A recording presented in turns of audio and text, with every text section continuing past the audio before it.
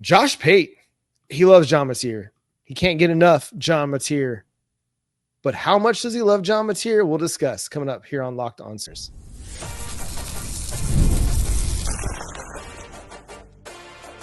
You are Locked On Sooners, your daily podcast on the Oklahoma Sooners. Part of the Locked On Podcast Network, your team every day. Once again, thanks for making Locked On Sooners your first listen every single day. Shout out to all the everydayers out there. Tune in and subscribe to the show wherever you get your podcasts. We're part of the Locked On Podcast Network, your team every day.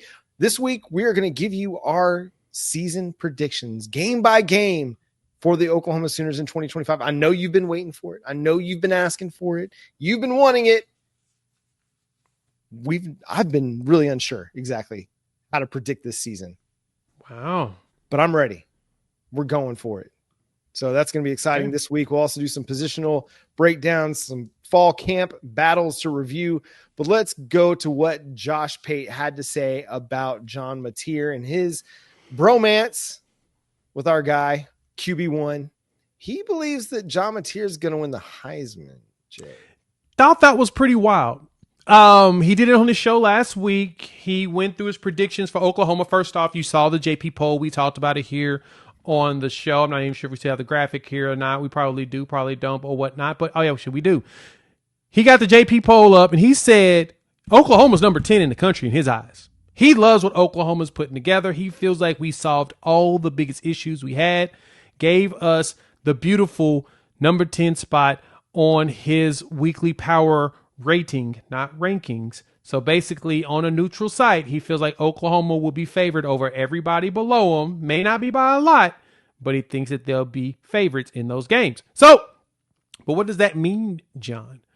It means a lot, actually, because he said John Mateer, he went out and he put a large sum of money on John Mateer to win the Heisman, which I think is kind of wild that someone admitted that, especially with all the fiasco that went on with our boy John Mateer or whatnot. I'm not going to say it, but I'm just going to say, if Josh Pate going to do it, I'm going to do it too. Shout out FanDuel. Well, he's expecting Oklahoma to be really good this year. You have to be on a good team to win the Heisman, but what we've seen in recent years is you don't have to be on the best team to win the Heisman. No. Jaden Daniels was on a 9-3 LSU team. Cam Ward was on a Miami team that didn't make the playoff, didn't even make the conference championship game.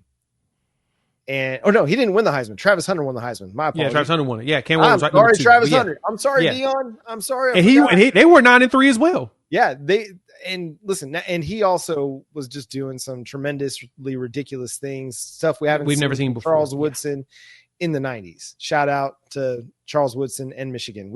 I respect Michigan. Got a history. Yeah, a little bit of respect for the blue. Yeah, Charles Woodson, one of my favorite players of my youth. I love Charles Woodson. Fantastic to watch.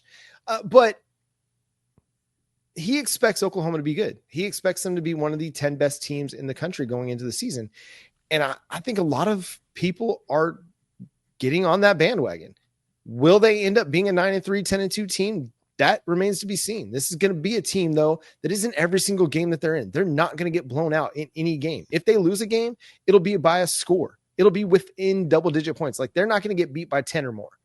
I'm going to put that right now. If they lose a game, they will not lose it by 10 or more. Noted. We'll have that as a short coming up soon. But as John just said it, though, he makes a great point here. And this is what Josh Pate's point was with him picking John Mateer, is that Mateer's going to be the reason Oklahoma ends up in these higher numbers. The defense is still going to do its job, but Mateer's gonna have to go out there and really light things up as the quarterback to get to potentially 10 wins and be a number 10 team in the country. And he has the ability to do that. I mean, we saw him lead the country in touchdowns as a quarterback at 44 last year. He should have been in some sort of conversations of stuff. And unfortunately, he was at Washington State. They finished at 8-4 on the season, but he can replicate that here with no problem, having his OC, having a really good wide receiver room, one of the best running backs in the country.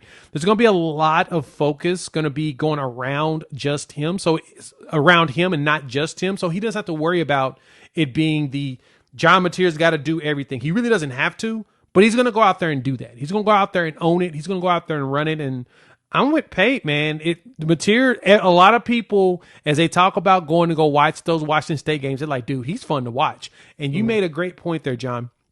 The winner of the Heisman over the last few years, it's not really always going to the player on the best team. It goes to the player on the best team in the country unless you do something historic, something ridiculous.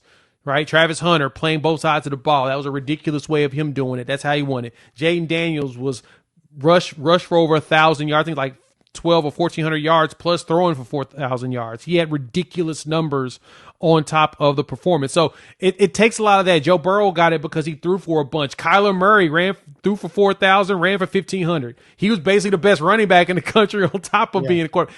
It takes things like that if you're not the best team in order to win the Heisman. And if Mateer figures out a way to make Oklahoma go undefeated, like some fans were thinking it's a possibility, and he puts up some really ridiculous numbers, bro. Like Prime said, the Heisman gonna be at the house at the crib chilling, waiting for him. That's just basically what it's gonna be. I mean, if Oklahoma goes undefeated, John Mateer's had a Heisman season. Oh yeah, 100%. And even if Oklahoma doesn't go undefeated, John Mateer is going to put up some really highlight-worthy performances and plays. Like, he's going to be one of those guys that people are clipping all the time on social media. Like, did you believe what John Mateer did in that game against Michigan?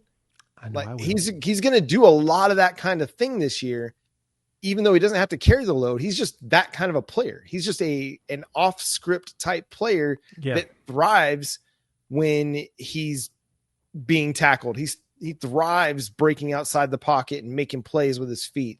And so he's going to create some magic. I mean, he's going to create some Sooner magic, guys. Get ready, because we're not long for football season, but the dude's going to be one of the more fun players to watch in college football. Like Garrett Nussmeier, great quarterback. He's not going to do some of the same things that John Mateer does. We might see some of that out of Arch because he's a dual threat guy. We might see some of that out of Lenora Sellers, same way, like a guy that can make some magic happen with his legs. But John Mateer, man, he's going to do so many fun things that it's going to have the college football world talking. And that's what creates Heisman buzz. And that's what gets you to New York. That's what you need. That's all you need. If you got the buzz, people are going to be all over you. And that's all he's got to do is make sure that there's good buzz about him as a Heisman candidate. And they're like swimwear. He's going to end up potentially trying to win it. I'm buying.